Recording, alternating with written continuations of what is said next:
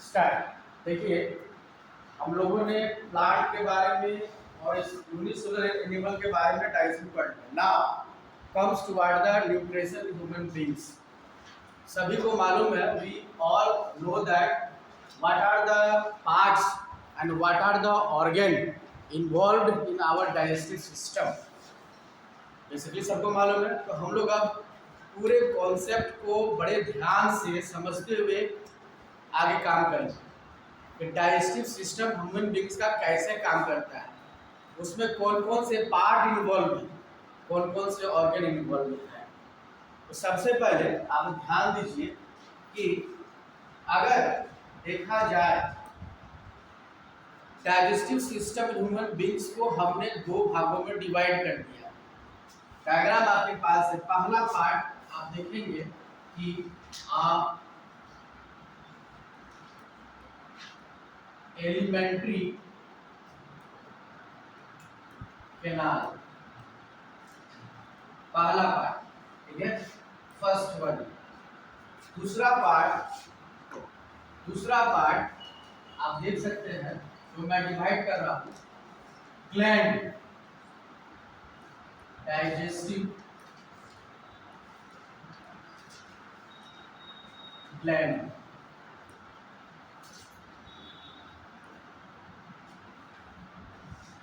ध्यान से समझिएगा, दो भागों में मैंने पूरे डाइजेशन को डिवाइड कर दिया। पहला एलिमेंट्री कैनाल, या एलिमेंट्री कैनाल को हम लोग बोलते हैं डाइजेस्टिव ट्रैक्ट। खाना पहले कहाँ जाएगा, कैसे डाइजेशन होगा, किस जगह कितना डाइजेशन होगा, कितना समय लगेगा, पीएच वैल्यू क्या है, हमारा डाइजेस्टिव ट्रैक्ट में वो डिटरमाइन होता है। तो पहला हो गया डाइजेस्टिव ट्रैक्ट, जिसमें हम लोग क्या देख रहे हैं, बकल कैविटी से स्टार्ट करेंगे। ये है डाइजेस्टिव ट्रैक्ट। तो इसका पहला पॉइंट आएगा बकल कैविटी। समझिएगा, बकल कैविटी पहला पार्ट। बकल कैविटी के बाद नंबर 2 ओसोफेगस। ओसोफेगस को हम लोग फूड पाइप भी कहते हैं, जिसके जरिए खाना जो है माउथ बकल कैविटी से स्टोमक में जाएगा। Third part stomach. Fourth part small intestine, small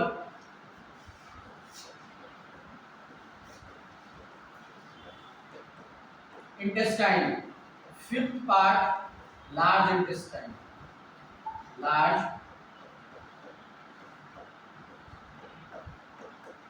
intestine. ये हमारा एलिमेंट्री कैनाल या डाइजेस्टिव ट्रैक्ट का पाथवे है। खाना कहाँ कहाँ जाता है। कभी कभी सीबीएसई के एग्जाम में ये पाथवे पूछ देता है कि हमारा फूड जो है डाइजेस्टिव ट्रैक्ट का सीक्वेंस क्या है। Buccal cavity, oesophagus, stomach, small intestine, large intestine. इसके जरिए हमारा खाना पूरी तरह से डाइजेस्ट हो जाएगा, एज वेल एज उसका एब्जॉर्प्शन भी हो जाएगा। ब्लड में जो भी डाइजेस्टिव फूड मटेरियल है वो क्या होगा, एब्जॉर्ब हो जाएगा।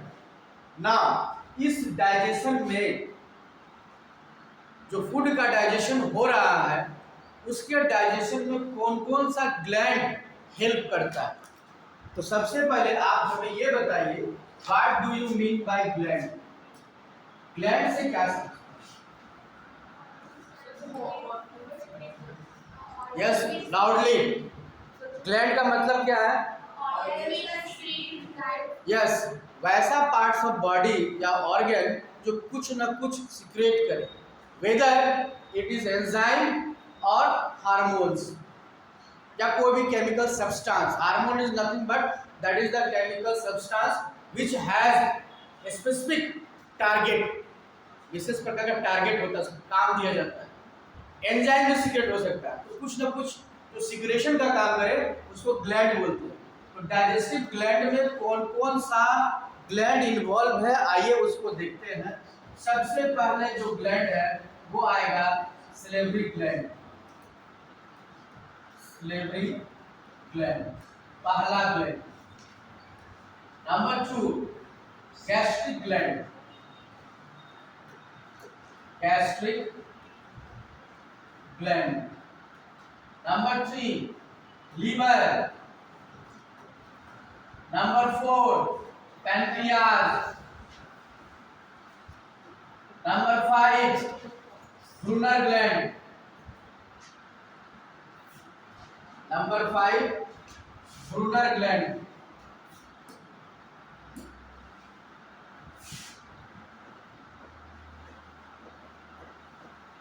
ब्रूनर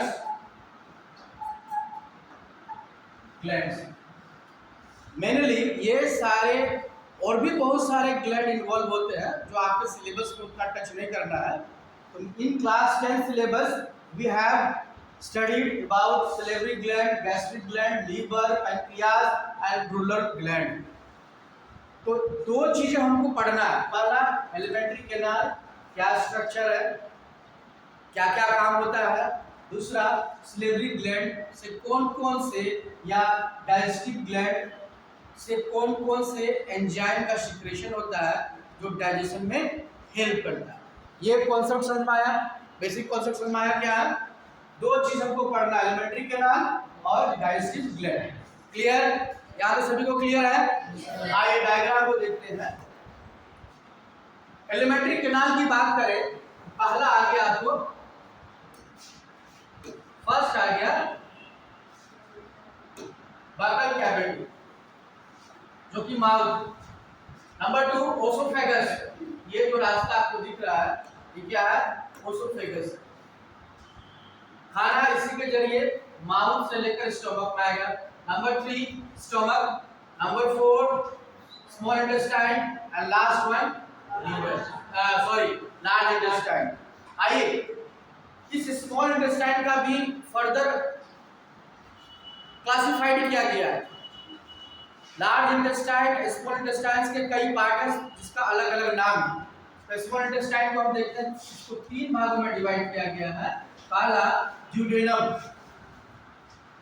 क्या duodenum, duodenum. Number 2 jejunum and number 3 ileum. देखिए ड्यूडेनम कौन सा पार्ट होगा, ये जो स्टमक आप देख रहे हैं, स्टमक के बाद ये जो पार्ट्स है जो अंदर में स्मॉल इंटेस्टाइन जा रहा है और स्टमक के बाद जो पहले वाला पहला पार्ट है इसी को हम लोग बोलते हैं ड्यूडेनम। उसके बाद आप देख सकते हैं यहाँ से ये ट्यूब निकला और जो फर्स्ट हाफ पार्ट है ये सारा पार्ट हो गया आपको जिजेनम, और लास्ट वन जो दूसरा आप देख रहे हैं ये वन, दिस वन, ये पार्ट हो गया इलम। ये स्मॉल इंटेस्टाइन का पार्ट हो गया।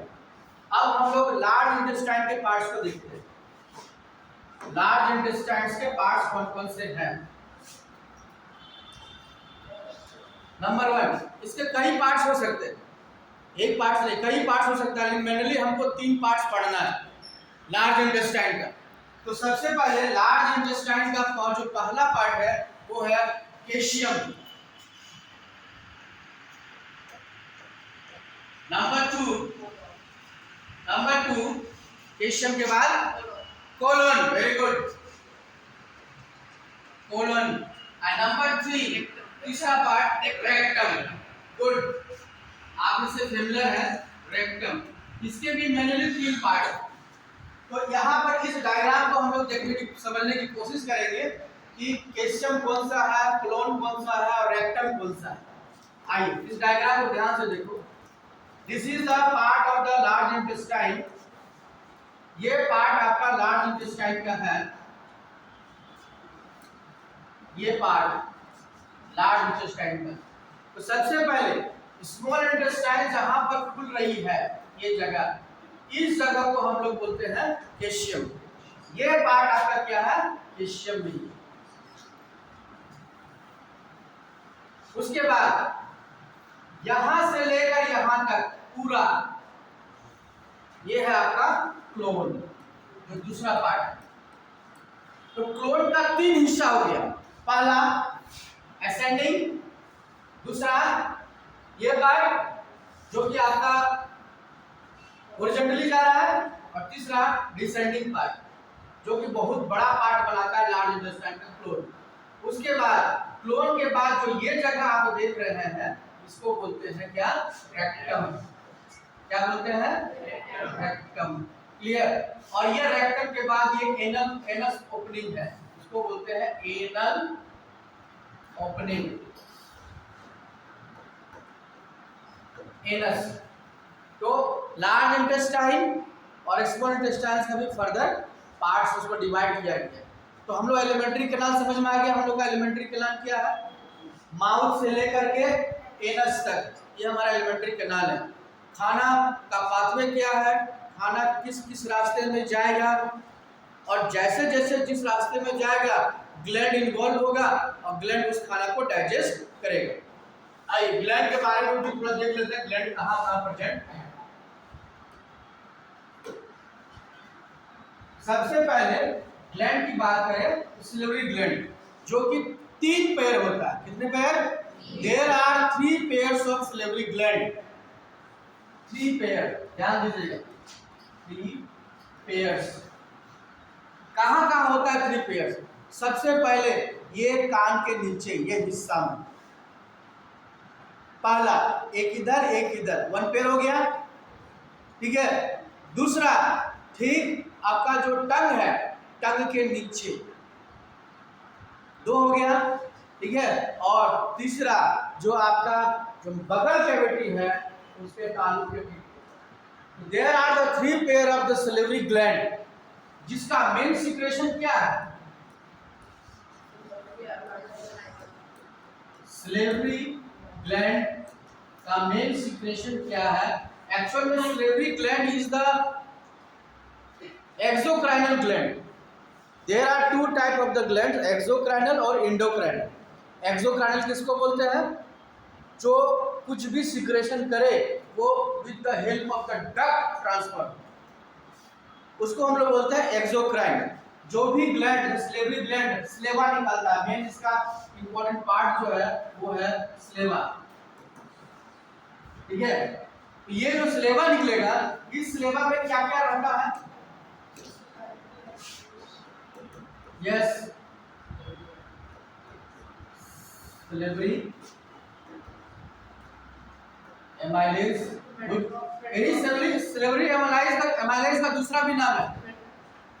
सिलिवरी एमाइलेज का एक दूसरा नाम है जिसको हम लोग बोलते हैं टाइलिन। क्या बोलते हैं? टाइलिन, दूसरा नाम है। दूसरा पार्ट इसमें निकलेगा तो क्या? There are so many enzymes, लेकिन मेनली आपको सिलिवरी एमाइलेज है, टाइलिन नामक एंजाइम है। उसके साथ साथ आपको जो है पूरे स्लेवा को जो पीएच वैल्यू है उसको डिटरमाइन करने के लिए म्यूकस भी निकलता है। नंबर 3 वाटर निकलेगा बहुत ज्यादा मात्रा में। तो मेन एंजाइम जो हो गया वो टाइलिन एंजाइम हो गया, जिसके कारण जो हमारा माउथ है, इस माउथ में पीएच वैल्यू कुछ ना कुछ होगा।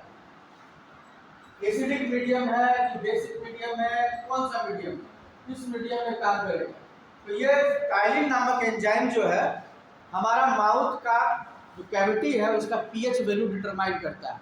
तो पीएच वैल्यू क्या होना चाहिए इसमें? एमाइलेज है तो थोड़ा सा एसिडिक मीडियम का वैल्यू होगा। तो यहाँ पर पीएच वैल्यू जो है, यहाँ पर पीएच वैल्यू लेस देन 7, तभी जाके वो एसिडिक मीडियम होगा। यहाँ पर पीएच वैल्यू, पीएच जो है वो less than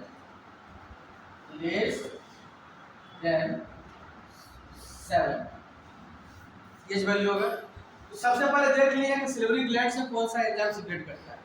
most important enzyme कौन है? Ptyalin salivary amylase. बाद में उसका काम भी देखेंगे क्या काम करता है। आगे दूसरा, सेकेंड वन,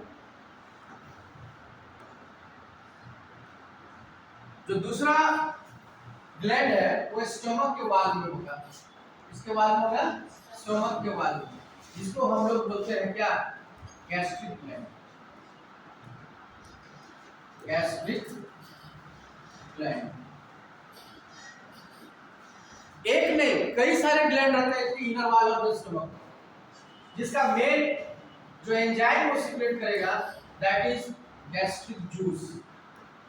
क्या निकालेगा, गैस्ट्रिक जूस। इस गैस्ट्रिक जूस में क्या क्या हो सकता है? सबसे पहले इस गैस्ट्रिक जूस में HCl hydrochloric acid, number 2 mucus, number 3 pepsinogen, ये कलर दिख रहा है ना आपको, और number 4 rennin, number 5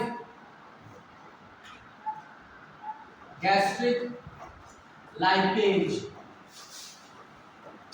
number 6 gastric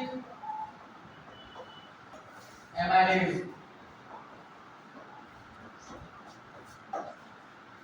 मैंने ये सारे enzyme, you are not supposed to see the back side, यहाँ समझो गया तुम भी लिखो इसको। तो इस गैस्ट्रिक ग्लैंड में गैस्ट्रिक जूस निकलता है। इस गैस्ट्रिक जूस में कौन कौन से केमिकल सब्सटेंस होते हैं? HCl, mucus, pepsinogen, rennin, gastric lipase और गैस्ट्रिक एमाइलेज, ये सारे एंजाइम इस गैस्ट्रिक ग्लैंड के पास है। तो गैस्ट्रिक ग्लैंड से कौन कौन सा एंजाइम का सीक्रेशन हो रहा है सभी को मालूम है। तो आप हमें ये बताइए कि गैस्ट्रिक ग्लैंड एक्सोक्राइन ग्लैंड है या एंडोक्राइन ग्लैंड है? Exocrine gland. क्यों? क्योंकि जो कुछ भी ये निकलेगा सब्सटेंस, केमिकल सब्सटेंस, वो डक्ट के माध्यम से स्टमक के कैविटी में आता है। तो ये एक्सोक्राइन ग्लैंड हो गया। एंडोक्राइन जो हार्मोन जनरली सीक्रेट करते हैं, ये हार्मोन यहाँ सीक्रेट नहीं हो रहा, एंजाइम का सीक्रेशन हो रहा। गैस्ट्रिक ग्लैंड हो गया। नेक्स्ट वन, जो नेक्स्ट ग्लैंड है हमारे पास वो क्या है? वो क्या है? लीवर। लीवर है ना सीक्वेंस में? लीवर, ये पार्ट आपको जान के आश्चर्य होगा कि liver is the largest organ, largest gland of our body. सबसे बड़ा जो ग्लैंड है वो कौन सा है? लीवर है, सबसे बड़ा। और ये 2 लोब का बना होता है। देयर आर 2 लोब्स, 2 लोब का बना होता है, बड़ा बड़ा लोब होता है। आप डायग्राम में ऐसे देख सकते हैं।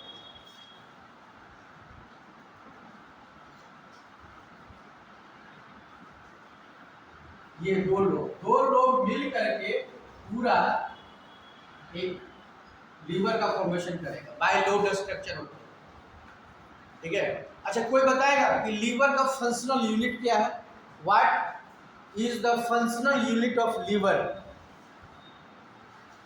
लीवर का फंक्शनल यूनिट, फंक्शनल जैसा हमारा बॉडी है, हमारा बॉडी का फंक्शनल यूनिट क्या है? सेल है। और structural as well as functional unit of life is cell. Cell से ही मिलकर बना हुआ है पूरा बॉडी, और प्रत्येक सेल अपना अपना काम करता है। उसी प्रकार ये लीवर है, इस लीवर का फंक्शनल यूनिट क्या है? जैसे किडनी का फंक्शनल यूनिट क्या होता है? नेफ्रॉन। नेफ्रॉन मिल के काम करते हैं और टॉयलेट का, यूरिन का फॉर्मेशन करता है। उसी प्रकार लीवर का फंक्शनल यूनिट क्या है? इसके सेल है, इसका खुद का सेल है, और इस सेल का स्पेशल नाम दिया गया है हेपाटिक सेल। हेपाटिक सेल, ठीक है। तो ये जो सेल है यहाँ पे बना हुआ, जो कि आपको जनरली हेक्सागोनल स्ट्रक्चर टाइप का होता है प्रत्येक सेल। इसका प्रत्येक सेल किस स्ट्रक्चर का होता है? हेक्सागोनल। इसी को बोलते हैं हेपाटिक सेल। सेल का लीवर का काम केवल डाइजेशन में नहीं है, बल्कि लीवर का काम बहुत ही ज़्यादा इम्पोर्टेंट है। हमारे बॉडी में जो भी टॉक्सिक सब्सटेंस बन रहा है उसको दूर करना है। डिटॉक्सिफिकेशन भी लीवर पर होता है। हम जो खाते हैं, हम जो पीते हैं, अल्टीमेटली ग्लूकोज का फॉर्म बनता है। ग्लूकोज हमारे सेल में चले जाता है रिस्पायरेशन करने के लिए, एनर्जी लिबरेट होता है। ये सारा मेटाबॉलिक एक्टिविटी को परफॉर्म करने के बाद हार्मफुल सब्सटेंस से बनता है। ये हार्मफुल सब्सटेंस क्या हो सकता है? अमोनिया, जो कि बहुत ही ज़्यादा खतरनाक है। ये अमोनिया लीवर सेल अपने पास ले लेता है और लीवर सेल इस अमोनिया को कम जहरीला बनाता है, जो कि यूरिया का फॉर्मेशन लेता है। ठीक है, तो लीवर का काम केवल डाइजेशन में नहीं है, बल्कि हमारे बॉडी में जितने भी मेटाबॉलिक एक्टिविटी हो रहा है और मेटाबॉलिक एक्टिविटी के बाद जो भी टॉक्सिक सब्सटेंस रिलीज हो रहा है उसको प्यूरिफाई भी करना है। डिटॉक्सिफिकेशन का भी यहाँ काम हो रहा है। तो लीवर इज द इंडोक्राइनल ग्लैंड और एक्सोक्राइनल ग्लैंड। ये एक्सोक्राइनल ग्लैंड, इसको डक्ट चाहिए। इस लीवर के साथ आप ध्यान से देखिएगा, आपको दिखेगा ये हमारा लीवर है, दिख रहा है, रेड कलर दिख रहा है। दूसरा कलर ले लेते हैं। ये जो लीवर है,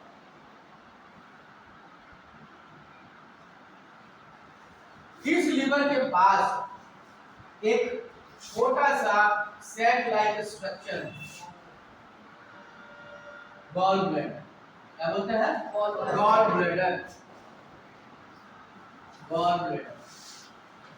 चूंकि लीवर का कई काम है, तो वो अपना प्रोडक्ट पहले से बना के रखता है। खाना आएगा, प्रोडक्ट बनाएगा, डाइजेशन होगा, टाइम लग जाएगा। इसीलिए ये अपना प्रोडक्ट जो कि बाइल जूस सीक्रेट करता है, क्या करता है? Bile juice. ये बाइल जूस को गॉल ब्लैडर में टेम्पररी रूप से जमा करके रखता है, टेम्पररी रूप से वहां स्टोर करके रखता है। ठीक है, वहां स्टोर करने के बाद जब जैसा चाहिए एंजाइम, ये बाइल वो सीक्रेट कर देगा गॉल ब्लैडर के बाहर। तो गॉल ब्लैडर के बाहर कैसे सीक्रेट करता है, तो समझिए। मान लीजिए ये है हमारा लीवर, क्या है? लीवर। इधर से आया हमारा स्टमक, ठीक है, ये हमारा स्टमक। स्टमक के बाद इस जगह है हमारा पैनक्रियाज। क्या है? पैनक्रियाज। अब देखिए यहाँ जो गॉल ब्लैडर है, इस जगह, ये गॉल ब्लैडर, इस लीवर से एक डक्ट निकलेगा। डक्ट निकलने के बाद गॉल ब्लैडर में जाएगा। गॉल ब्लैडर में जाने के बाद ये तो स्मॉल इंटेस्टाइन का पार्ट चला जाएगा, जो कि हमारा ड्यूडेनम है। तो ध्यान समझिए, जो कि ड्यूडेनम का पार्ट है। अब जैसे ये हमारा गॉल ब्लैडर एंजाइम को, बाइल जूस को यहाँ पर स्टोर करके रखेगा। स्टोर करने के बाद इसका पैनक्रियाज का और बाइल डक्ट का एक कॉमन डक्ट बनता है। ये जो पैनक्रियाज है, पैनक्रियाज भी अपना डक्ट ले आएगा कहाँ पर?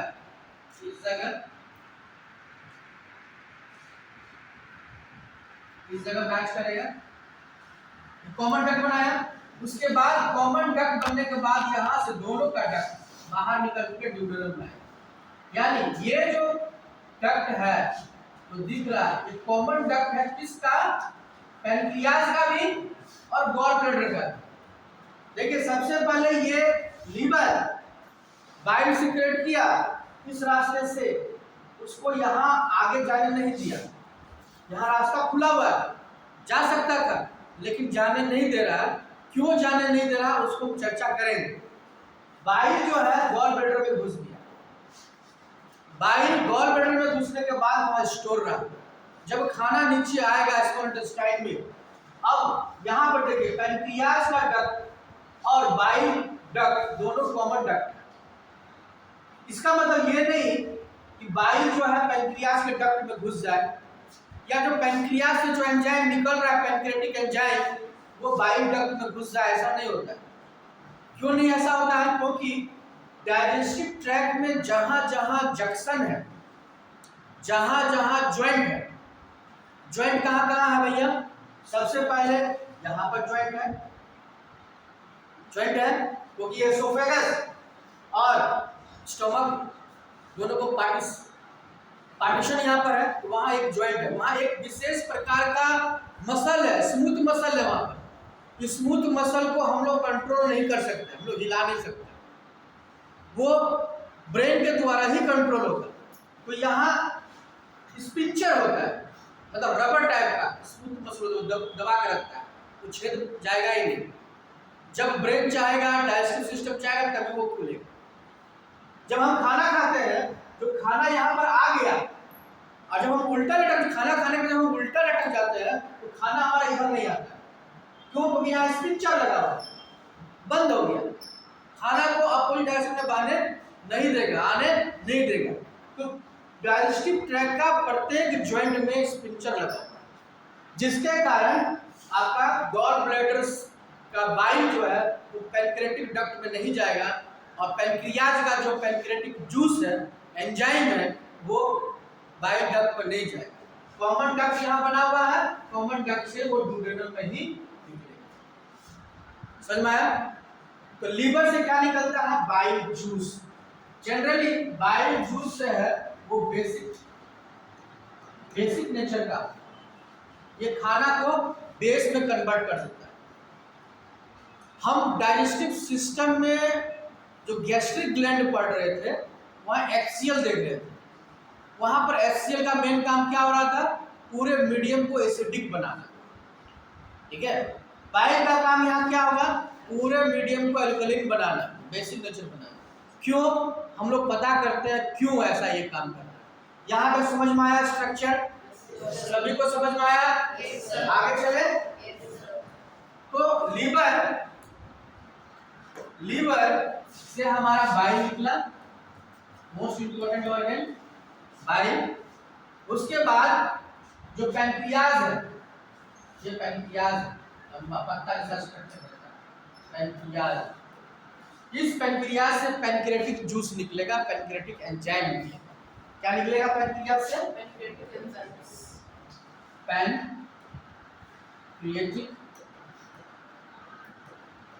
एंजाइम। इस पैंक्रियाटिक एंजाइम में बहुत इंपॉर्टेंट एंजाइम रहेगा, जिसका नाम मोस्ट इंपॉर्टेंट नाम जो है वो ट्रैप्सिनोजेन का,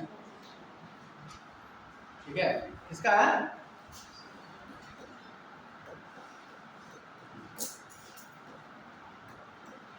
उसके साथ साथ आप जोड़ सकते हैं पैंक्रियाटिक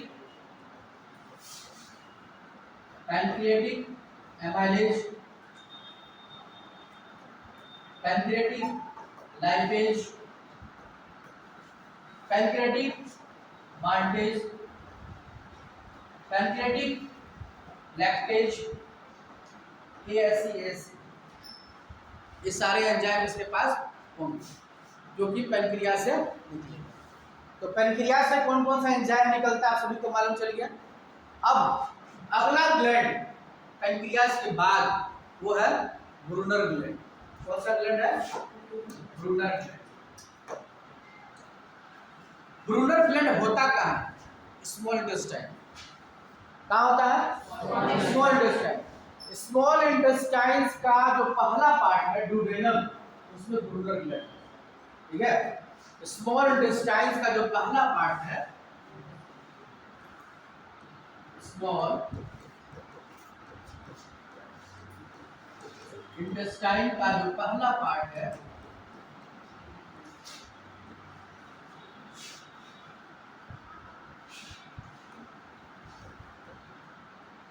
डुओडेनम है।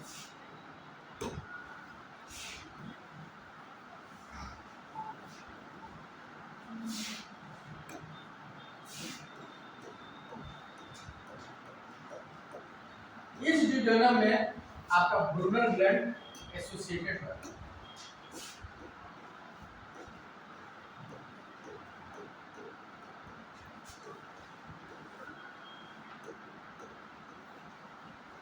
ठीक है, जो विशेष प्रकार का एंजाइम का सिक्रेशन यहाँ पर। इसमें क्या क्या हो सकता है? इसमें ड्यूडेनम है, इंटेस्टाइन का पार्ट है, सिंपल सा नाम इसका है एंजाइम का। पहला अगर एंजाइम देंगे उसका नाम लिखेंगे इंटेस्टाइनल जूस निकलेगा। क्या निकलेगा? क्योंकि इंटेस्टाइन का पार्ट, इंटेस्टाइनल जूस निकलेगा। और इस इंटेस्टाइनल जूस में क्या क्या एंजाइम हो सकते हैं? Intestinal amylase, intestinal lipase, intestinal lactase, intestinal maltase, बस उसका नाम चेंज हो जाएगा इंटेस्टाइनल। मतलब यहाँ देखिए ध्यान से, एमाइलेज जो है वो माउथ से ही निकल रहा है सिलेबा में। एमाइलेज जो है वो कहाँ से निकल रहा है? माउथ से ही निकल रहा है। ठीक है, एमाइलेज जो है वो पूरी तरह से माउथ से निकल के आपको इंटेस्टाइनल जूस तक निकल रहा है एमाइलेज। इसका मतलब क्या हो गया कि जब भी किसी चीज का डाइजेशन हो रहा है तो कंप्लीट एक जगह डाइजेशन नहीं हो जाएगा। अभी हम लोग प्रत्येक एंजाइम का फंक्शन देखेंगे, कौन सा एंजाइम किस चीज का डाइजेशन कर रहा है। एग्जाम्पल के तौर पर जो स्टार्च है, कार्बोहाइड्रेट है, तो ये कार्बोहाइड्रेट स्टार्च का फर्स्ट डाइजेशन कहाँ हुआ? सिलेबा में, टाइलिन एंजाइम से। कंप्लीट डाइजेशन नहीं हुआ है, तो वहाँ स्टार्च माल्टोज में कन्वर्ट हो रहा है। पूरा डाइजेशन अभी पूरा डाइजेशन कब मानेंगे? जब खाना का जो लंबा चेन है वो छोटी छोटी चेन में टूट ना जाए। ये छोटी छोटी चेन क्या है? एमिनो एसिड है। ये छोटी छोटी चेन क्या है? न्यूक्लियोटाइड्स है। ये छोटी छोटी चेन क्या है? न्यूक्लियोसाइड है।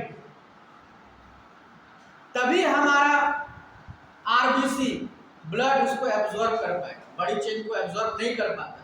जैसे ग्लूकोज भी बड़ी चेन है, C6H12O6 कार्बोहाइड्रेट का लॉन्ग चेन है। Glucose is a polysaccharide molecule, polysaccharide है। ग्लूकोज का पार्टिकल्स देखेंगे तो वो पॉलीसैकेराइड है, एक नहीं, पूरा चेन से मिलकर बना हुआ है। तभी जाके वो कार्बोहाइड्रेट का ग्लूकोज बनाया, ग्लूकोज के बाद उसको एमिनो एसिड में कन्वर्ट करेगा। ये अगर चेन टूट जाता है तो एक एमिनो एसिड बनता है। एमिनो एसिड फर्दर फिर डिवाइड होगा। तो किसी भी एक पार्टिकुलर फूड कंपोनेंट को तोड़ने के लिए माउथ से लेकर के इंटेस्टाइनल जूस में इन्वॉल्व है। Final digestion takes place in intestinal juice, intestine के अंदर। तो इस इंटेस्टाइनल जूस में जिस तरह ड्यूडेनम पे हमने देखा ट्रैप्सिनोजेन, ठीक है, यहां पर भी ट्रैप्सिनोजेन का यहां पर भी काम है। आपके एनसीईआरटी बुक में ट्रैप्सिनोजेन का नाम का जिक्र नहीं होगा, ट्रैप्सिन का जिक्र होगा। पेप्सिनोजेन का नाम का जिक्र नहीं होगा, पेप्सिन का जिक्र होगा। आइए उसको इलाबोरेट करते हैं, क्यों हम पेप्सिनोजेन और ट्रैप्सिनोजेन बोल रहे हैं, ट्रैप्सिन और पेप्सिन नहीं बोल रहे हैं। पूरे कॉन्सेप्ट को ध्यान से समझिए। तो अभी तक हमने 4 चीज पढ़ा। क्या? एलिमेंट्री कैनाल का सीक्वेंस, नंबर 2 कौन कौन से एसोसिएटेड डाइजेस्टिव ग्लैंड है, नंबर 3 एलिमेंट्री कैनाल का सिस्टम में किस प्रकार से डाइजेस्टिव ग्लैंड कनेक्टेड है, चौथा गैस्ट्रिक ग्लैंड के साथ साथ जितने भी डाइजेस्टिव ग्लैंड है जो कुछ भी वो सिक्रेशन कर रहा है, क्या क्या सिक्रेशन कर रहा है। गैस्ट्रिक ग्लैंड क्या निकाल रहा है, कौन सा एंजाइम, सिलेवरी ग्लैंड कौन सा एंजाइम निकाल रहा है, पैनक्रियाज क्या निकाल रहा है, लीवर क्या निकाल रहा है, ब्रूनर ग्लैंड क्या निकाल रहा है। ये सारा चीज हमने पढ़ लिया, कौन सा एंजाइम कहां से निकलता है। ये 3-4 चीज हम लोग क्लियर है। यस, इंटेस्टाइनल जूस का एक विशेष नाम सक्कस इंट्रिकस नाम है उसका, ठीक है, गुड गुड, उसका नाम है इंटेस्टाइनल जूस का। लिख देते हैं, सीबीएसई के एग्जाम में बार बार पूछा जाता है। सक्कस इंट्रीकस। याद रखिएगा ENTR, एंट्री जहां आ गया इंटर, उसका मतलब वो बात कर रहा है इंटेस्टाइनल के बारे में बात कर, ठीक है। तो जो भी जूस निकल रहा है इंटेस्टाइनल जूस का, जो इंटेस्टाइनल जूस पूरे पॉलीसैकेराइड को लंबे लंबे चेन को छोटे छोटे चेन में डिवाइड कर दे रहा है, वो सर्कस इंट्रिकस करेगा स्मॉल इंटेस्टाइन में वहां काम। लार्ज इंटेस्टाइन में कोई भी डाइजेशन टेक्स प्लेस नहीं है। हमारा डाइजेस्टिव ट्रैक्ट का दो हिस्सा, पहला ओसोफेगस और दूसरा लार्ज इंटेस्टाइन में कोई डाइजेशन नहीं है। बाकी माउथ से लेकर के स्मॉल इंटेस्टाइन का लास्ट पार्ट इलम तक डाइजेशन टेक्स प्लेस होगा। तो भैया लार्ज इंटेस्टाइन का क्या काम है वो भी देख लेते थोड़ा सा, उसके बाद डाइजेशन को समझेंगे, डाइजेशन कैसे हो रहा है। लार्ज इंटेस्टाइन ये आप जो देख रहे हैं, जिसका 3 पार्ट है, ये एशियम, दूसरा यहां से लेकर यहां तक क्लोन, और तीसरा आपका रेक्टम ये हिस्सा। ये तो एनस ओपनिंग। देखिए इस डायग्राम में पेनक्रियाज बहुत अच्छा से दिखाया गया, ये पेनक्रियाज, ठीक है। और यहाँ पर देखिए गॉल ब्लैडर, तो गॉल लीवर से बाइल निकला, गॉल ब्लैडर में जमा हो गया, जब खाना को चाहिए बाइल तो फिर इस डक्ट के जरिए आएगा। अब ये डक्ट देखिए स्टोमक के पीछे से जाके पेनक्रियाज और उसका कॉमन डक्ट बना रहा है, उसके बाद ड्यूडेनम में खुल रहा है, दिख रहा है। उसके बाद ये पार्ट दिखाई दे रहा है तुमको,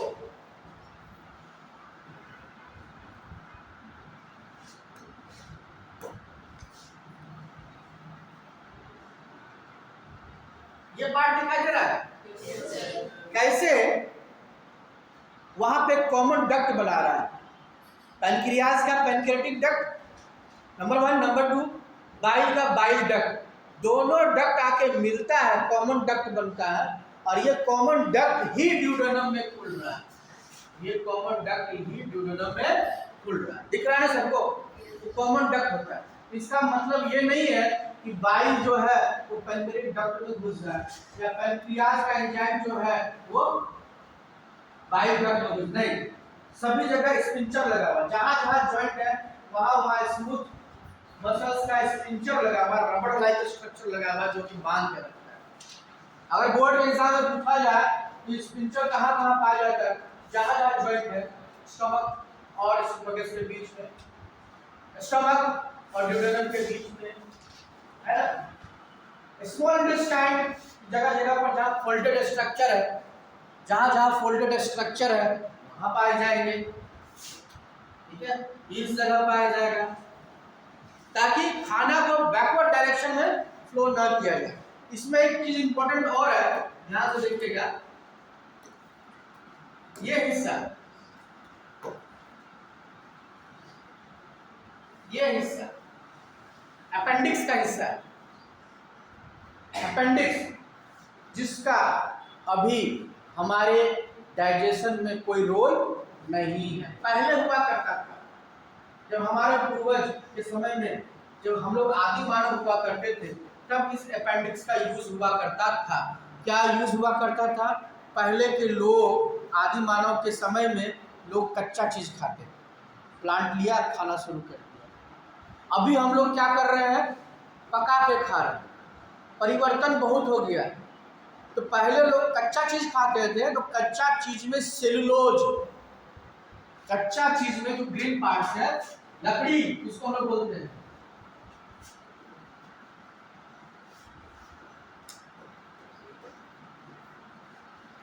ये सेलुलोज का डाइजेशन पहले हुआ करता था, जो अपेंडिक्स करता था। लेकिन अब धीरे धीरे हर चीज हम पका के खाना शुरू कर दिए। जब पका के खाना शुरू कर दिए तो ये अपेंडिक्स अपना काम करना बंद कर दिया, क्योंकि इसको सेलुलोज मिलना बंद हो गया। हम जिस अंग का प्रयोग जितना ज़्यादा करेंगे वो उतना ज़्यादा एक्टिव होगा। हम जिस पार्ट्स का, हमारे बॉडी का जो भी पार्ट है, जिस पार्ट्स का जितना ज़्यादा यूज करें वो उतना स्ट्रांग होगा, एक्टिव होगा। और जिसका यूज नहीं करेंगे वो धीरे धीरे धीरे इनएक्टिव होते जाएगा और एक समय ऐसा आएगा वो काम करना बंद कर। एज पर एग्जाम्पल, आप ब्रेन का इस्तेमाल करेंगे हम लोग, वो ज़्यादा एक्टिव होगा, फास्ट एक्टिव होगा। मोस्ट कॉमन एग्जाम्पल देते हैं, राइट हैंड लेफ्ट हैंड। अगर हम राइटी हैं, राइट हैंड से काम करते हैं, इसमें ज़्यादा ताकत है। आप मुट्ठी बांध के देखिए। अगर हम राइटी हैं तो लेफ्ट हैंड जो है कम ताकत है। आप प्रैक्टिकल कर सकते हैं, दोनों हाथ को की मुट्ठी को बंद कीजिए जोर से, आप महसूस कीजिए किस हाथ में ज़्यादा ताकत है। आप अगर आप राइटी हैं तो दाहिना हाथ में ताकत ज़्यादा होगा, अगर आप लेफ्टी हैं तो लेफ्ट हैंड में ज़्यादा ताकत होगा। इसका मतलब क्या होगा, हम दाहिना हाथ का इस्तेमाल ज़्यादा करते हैं कोई भी सामान पकड़ने के लिए, ठीक है, किसी को खींचने के लिए, मारने के लिए, पकड़ने के लिए, ये ज़्यादा हमारा एक्टिव है। अगर इस अंग को हम काम करना बंद कर दें कई जनरेशन तक, ये इनएक्टिव हो जाएगा और बाद में पता चलेगा कि इसका कोई काम ही नहीं है बॉडी में, लेकिन कोई काम नहीं है। सिमिलरली ये अपेंडिक्स जो है पहले काम करता था सेलुलोज के डाइजेशन पर, लेकिन अब हम लोग कई वर्षों से, हजारों लाखों साल से कच्चा पेड़ पौधा खाना बंद कर दिए हैं। तो धीरे धीरे धीरे धीरे ये ऑर्गन तो है हमारे बॉडी पर, लेकिन काम करना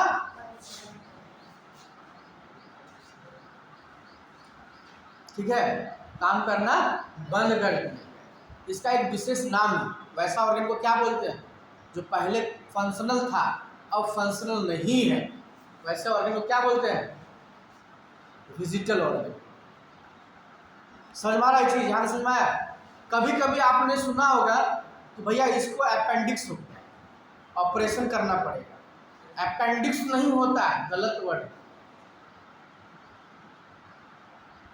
जो अपेंडिक्स हमारे बॉडी पर है, अगर वो ग्रोथ करने लगा तो हमको पेन करेगा, दर्द करेगा, वो हमें हमारे बॉडी के लिए नहीं चाहिए। उसको अपेंडिक्स नहीं बोलते हैं, अपेंडिक्सोसिस बोला जाता है उस डिजीज को, जिसके डॉक्टर जो है ऑपरेशन करें उसको रिमूव कर दिया जाता है, इसको पार्ट्स को रिमूव कर दिया। यहाँ पहले सेलुलोज का डाइजेशन हुआ करता था। यहाँ का सभी को समझ में आया? Yes sir. अब हम लोग एक्चुअल डाइजेशन में चले। आइए अब एक्चुअल डाइजेशन में चलने की कोशिश करते हैं डायग्राम की सहायता से।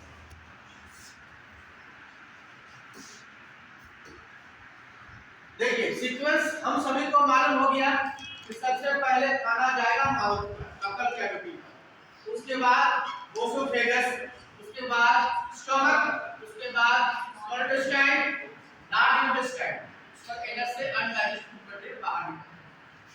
ये सारा प्रक्रिया जो हो रहा है आप देखेंगे कुल मिलाकर के 4-5 स्टेप में कंप्लीट पूरा डाइजेशन।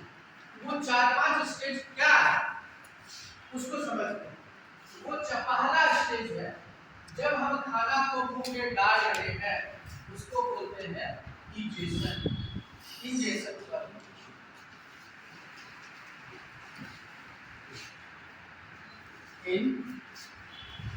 Ingestion clear? जब खाना मुंह में आ गया उसके बाद उसका होगा डाइजेशन, ठीक है, क्या होगा, डाइजेशन। वो पचेगा, पचने का काम बकल कैविटी से स्टार्ट हो जाता है, खाना का पार्टिकल्स मुंह में डालते ही स्टार्ट हो जाता है। केवल डाइजेशन आपका लार्ज इंटेस्टाइन और ओसोफेगस पे नहीं होगा, क्लियर? उसके बाद डाइजेशन के बाद जो खाना डाइजेस्ट हो गया उसको एब्जॉर्ब करना है। एब्जॉर्ब कौन करेगा, हमारा ब्लड कैपिलरीज। किसके द्वारा करेगा, स्मॉल इंटेस्टाइन के द्वारा, ठीक है। यहाँ पर उसका होगा एब्जॉर्ब। जब एब्जॉर्ब हो गया खाना, डाइजेस्टिव फूड मटेरियल हमारा ब्लड एब्जॉर्ब कर लिया, तो एब्जॉर्ब फूड मटेरियल का क्या होगा, वो डिफरेंट सेल में जाएगा। कहाँ जाएगा, डिफरेंट सेल में जाएगा ना। तो कहाँ कितना जाना है, सपोज दैट हमने खाना खाया ग्लूकोज के रूप में हमारा ब्लड उसको एब्जॉर्ब किया। अब ये जो ग्लूकोज आया हमारे ब्लड स्ट्रीम में स्मॉल इंटेस्टाइन्स के द्वारा, तो ये ग्लूकोज हमारे डिफरेंट पार्ट्स ऑफ बॉडी में तो जाएगा, लेकिन किस हिसाब से जाएगा? माथा को कितना मिलेगा ग्लूकोज, पैर को कितना मिलेगा, हाथ को कितना मिलेगा, या सबको बराबर मिलेगा? कुछ तो होगा ना। तो ध्यान दीजिएगा, जब डाइजेस्टिव फूड मटेरियल एब्जॉर्ब हुआ हमारे ब्लड स्ट्रीम में स्मॉल इंटेस्टाइन्स के द्वारा, जिस पार्ट्स को जितना जरूरत है, जिसको जितना चाहिए, अब कौन डिटरमाइन करेगा किसको कितना चाहिए? जो जितना ज्यादा काम करता है उसको ज्यादा ग्लूकोज चाहिए, जो ज्यादा काम करता है हमको ज्यादा ग्लूकोज चाहिए। सपोज दैट हम मेंटल एक्टिविटी कर रहे हैं, मैथ्स का प्रॉब्लम सॉल्व कर रहे हैं, साइंस पढ़ रहे हैं, न्यूमेरिकल्स बना रहे हैं, तो हमारा दिमाग का सेल जो ज्यादा काम कर रहा है, इसको ग्लूकोज ज्यादा चाहिए, तो वहां ग्लूकोज ज्यादा पहुंचेगा। पैर को कम पहुंचेगा, पैर बैठा हुआ है, शरीर बैठा हुआ है। अगर हम फिजिकल एक्सरसाइज करते हैं, पैर हमारा ज्यादा काम करता है, तो पैर का मसल उसका ग्लूकोज चाहिए। सपोज दैट हमारा बॉडी पार्ट्स का कोई ऑर्गन खराब है, चोट लग गया है, तो उसको रिपेयर होने के लिए ज्यादा चाहिए कंपैरिजन टू दूसरा हाथ को। अगर हमारे हाथ इस हाथ को चोट लगा है तो उसको रिपेयर होने के लिए ग्लूकोज ज्यादा चाहिए ना, एनर्जी ज्यादा चाहिए। तो वहां पर क्या होगा, डिस्ट्रीब्यूशन ऑफ जो डाइजेस्टिव फूड मटेरियल है वो ऑर्गन के अनुसार होगा, किसको कितना चाहिए वो डिपेंड करेगा कौन कितना काम कर रहा है, किसको कितना दरकार है। कोई जरूरी नहीं सबको बराबर मिल जाएगा। इसी को हम लोग बोलते हैं एसिमिलेशन। क्या बोलते हैं? एसिमिलेशन। एसिमिलेशन का मतलब हो गया कि भैया हमारे घर में दो बच्चा है, दो बेटा है, एक बेटा का तबीयत खराब है, उसको 2 अनार दें, और जब बेटा ठीक है उसको 1 ही अनार देंगे। तो यहाँ ये नहीं कह सकता कि भैया उसको 2 क्यों मिला, हमको 1 क्यों मिला। तो 2 उसको मिलना चाहिए, इवन 3 भी मिलना चाहिए उसको। तो जिसको जितना नीड है वो इसको बोलते हैं एसिमिलेशन। पूरे ब्लड में डाइजेशन जो पार्ट है, डाइजेस्टिव पार्ट है, वो आपका एसिमिलेट हो जाएगा। जब एसिमिलेशन हो गया तो लास्ट 5वां स्टेप जो बच गया हमारा अनडाइजेस्ट फूड मटेरियल, वो अनडाइजेस्ट फूड मटेरियल बॉडी से बाहर निकलना जरूरी है, जो एनस के द्वारा आपका बाहर, जिसको हम लोग बोलते हैं इजेशन। सॉरी क्या? Egestion of अनडाइजेस्ट food. Egestion, ingestion मतलब तो खाना अंदर आया, इजेशन मतलब बाहर निकल गया। आई एम ई मतलब अंदर, और ई मतलब एग्जिस्ट, बाहर। ये मतलब एग्जिस्ट, बॉडी से बाहर निकल। ये प्रक्रिया हो गया, यहाँ तक समझ में आ गया? हम लोग नेक्स्ट क्लास में चर्चा करेंगे कि किस हार्मोन का, सॉरी किस एंजाइम का क्या काम है, और ये जो फूड का जो लंबी लंबी चेन है वो कैसे कितनी छोटी छोटी चेन में टूटता है और उसका एब्जॉर्ब कैसा होता है। एक क्लास और लगेगा हमारा डाइजेशन कंप्लीट। यहाँ तक को किसी को दिक्कत है तो पूछिए। एनी डाउट यहाँ तक? Any doubt? तो हम कुछ पूछे? 2 मिनट चलिए। First one, in which part of digestive tract digestion doesn't take place? Yes, खड़ा बोलो। Oesophagus and large intestine. Sit down. Gastric gland का मोस्ट इंपॉर्टेंट एंजाइम क्या है? आप खड़े हो जाइए। स्नेहा स्टार्ट। गैस्ट्रिक ग्लैंड का मोस्ट इंपॉर्टेंट एंजाइम या गैस्ट्रिक जूस निकल रहा है, उसमें कौन कौन से एंजाइम, कौन कौन से केमिकल का नाम?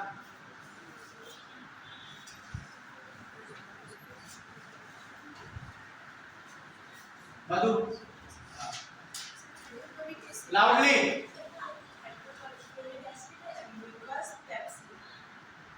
आप बताइए। Hydrochloric acid, gastric amylase,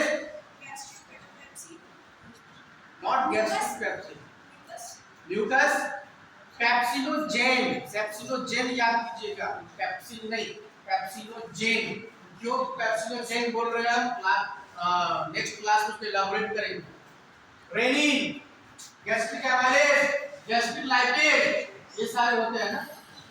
seat down from the side of the Y side. Largest gland कौन सा है? Liver. Liver, liver endocrinal gland है क्या एक्सोक्राइनल ग्लैंड है? Exocrinal gland. गुड। बाइल किस ऑर्गन से सीक्रेट होता है? Gall bladder. लीवर, लीवर से। ये बाइल जूस कहां पर स्टोर होता है? ठीक है।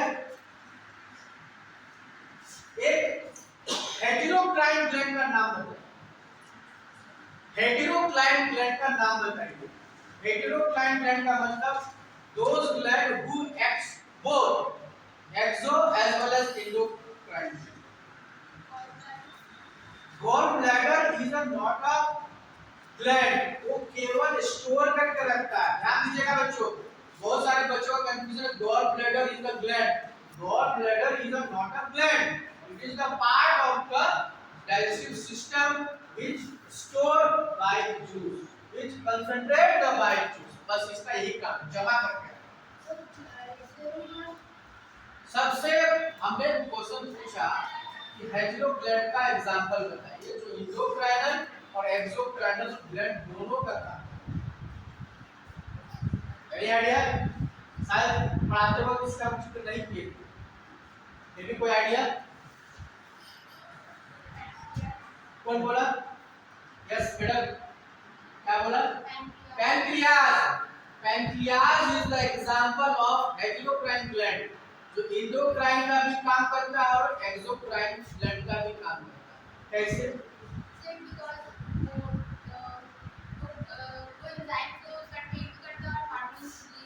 यस, एंजाइम भी निकलता है, पैंक्रियाटिक एंजाइम जो कि हमारे डाइजेस्टिव सिस्टम में काम आता है, और दूसरा हार्मोन भी निकलता है। कौन सा हार्मोन निकलता है?